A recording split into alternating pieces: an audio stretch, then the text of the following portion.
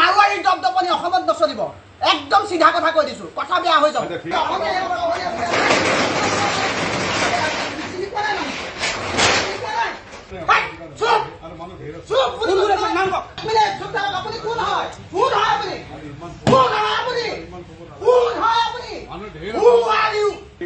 Next one now, hold it. Next one, no, hold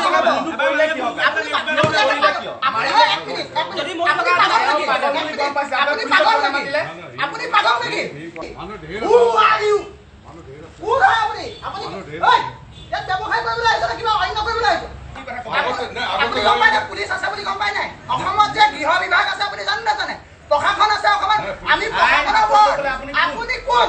আপোনাৰ ব্যৱসায় প্ৰতিষ্ঠানটোক আমি অসন্মানি কৰা নাই আপোনাক অসন্মানি কৰোঁ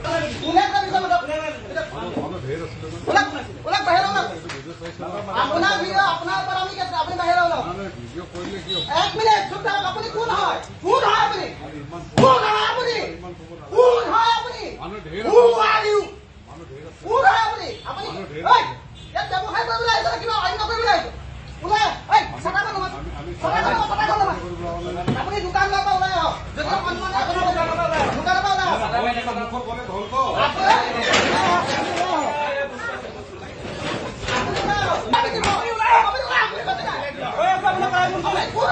আপোনাৰ দোকান বন্ধ কৰিব লাগিব যুৱ ছাত্ৰ পৰিষদে আপোনাৰ দোকান বন্ধ কৰিব এজন অসমীয়া মানসিকভাৱে ৰোগী আপুনি পিটিছে আপুনি গম পাইছে নাই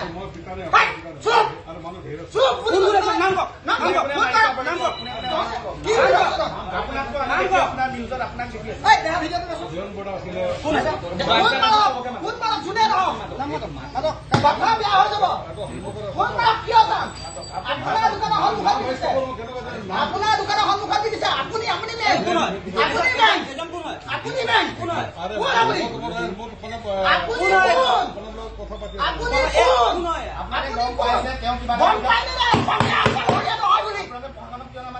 আপুনি কোন মাৰিবলে মৰাণ পুলিচ ওলাইছে মৰাণ পুলিচ ৰ'ব দাদা ৰ'ব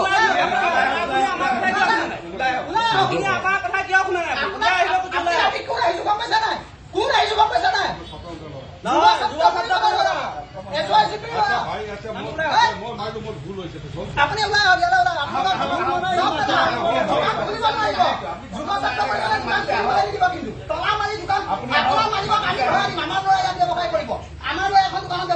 দোকান বন্ধ কৰি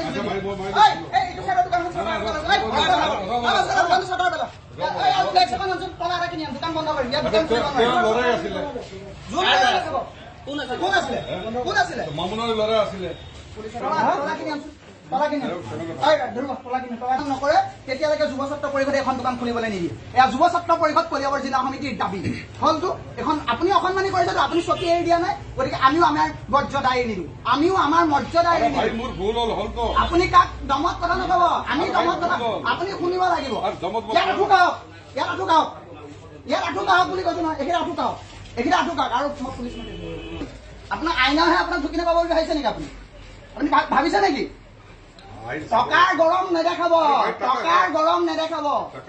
টকাৰ গৰম নেদেখাব কথা বেয়া হৈ যাব আপোনালোকৰ বহুত উৎপাত হৈছে চাই আছো ছাৰ নমস্কাৰ চব নিৰ্মাণ হৈ আছে টকাৰ লেভেল টকাৰ জোৰ দেখাব আহিছে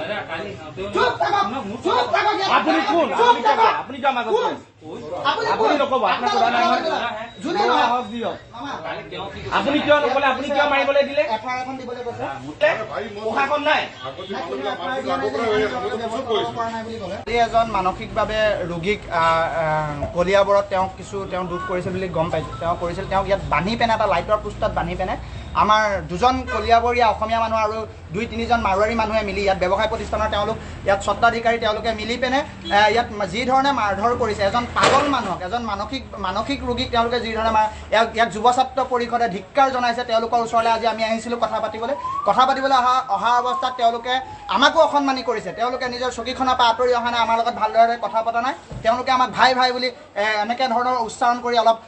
উচ্চ পৰ্যায়ত কথা কৈ আমাৰ যুৱ ছাত্ৰ পৰিষদক অসন্মানি কৰিছে কলিয়াবৰবাসীক অসন্মানি কৰিছে অসমীয়াৰ ওপৰত অত্যাচাৰ কৰিছে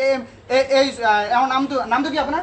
হৰ্ষণ নামৰ এজন মাৰোৱাৰী ব্যক্তিয়ে ইয়াত ব্যৱসায় প্ৰতিষ্ঠান চলাই আছে। তেওঁ ইয়াত মানে অসমীয়া এজন মানসিক ৰোগীক তেওঁলোকে অত্যাচাৰ চলাইছে, ধৰি পিন্ধিছে। আমি আইনৰ ওচৰলৈ যাম, আইনে কি ব্যৱস্থা লয় ইয়াত আমাৰ দৃষ্টিগোচৰ হ'ব যুৱ ছাত্ৰ পৰিষদৰ। গতিকে ইয়াৰ ওপৰত যদি প্ৰশাসনে ইয়াৰ ওপৰত যদি কঠোৰ ব্যৱস্থা গ্ৰহণ নকৰে, যুৱ ছাত্ৰ পৰিষদে ইয়াতকৈও কিন্তু তীব্ৰ গণতান্ত্ৰিক কাৰ্যসূচী হাতত ল'বলৈ বাধ্য হ'ব।